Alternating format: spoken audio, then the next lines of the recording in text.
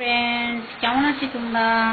আসলে ফ্রেন্ড, আমি অনেক সরি, হঠাৎ করে আবার ফিরে আসলাম। আসলে এতদিন বিজি ছিলাম ফ্রেন্ড, ফেসবুকে আসা হয় নাই।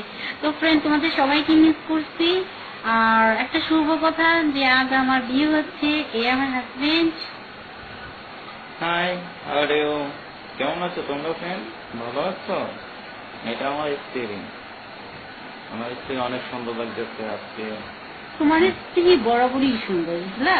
আরে বাবা, তোমাদের সুন্দর হলে কি হবে, কিন্তু মনটা কিন্তু সুন্দর না। মন অনেক কঠিন। মন সুন্দর হবে কিভাবে? তোমার কথা যদি আমি উদ্বোস করি তাহলে তো মন একদম সহজ। তা তোমার কথা যদি উদ্বোস না করি, একটু যদি কথায় তর্ক ভিতরে চলে যাই, তার জন্য তোমার বউ এখন খারাপ হয়ে যায়। দর্শক দেখতেছে তুমি ওখানে আমার সাথে না না না, যেটা সত্যি সেটা। তুমি আমার কথা শুনো, আমি তোমার কথা শুনবো, তাই না ফ্রেন্ড? এটা তো দুনিয়ার নিয়ম।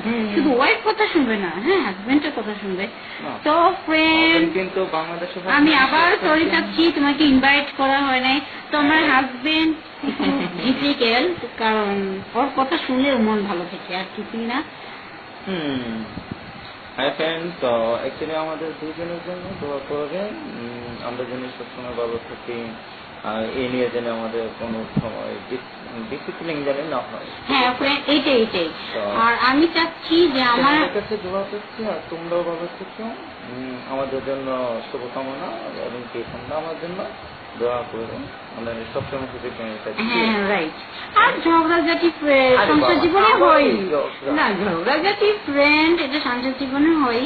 আমি চাচ্ছি যে আমি এমন একটা দেখতে পেয়েছি যে সে যেন সব সময় অলওয়েজ ভালো থাকে, তার সব ভালো, তার শেষ ভালো, যা সব ভালো তার। হ্যাঁ ফ্রেন্ড, না আমি আসলে জানি না আমার হাজবেন্ড কতটুকু ভালো, তো জানি যথেষ্ট ভালোবাসি সব। তুমি আমার সবকিছু আমার ফ্রেন্ডের বলে দিচ্ছি, এটা কিন্তু ঠিক হলো না। ঠিক আছে ফ্রেন্ড, দেখছো কি করতেছে? আমি তোমাকে ভালোবাসি। I love you too. Same to you. Bye bye friend, ভালো থেকো তোমরা, আমাদের জন্য দোয়া করো। টাটা।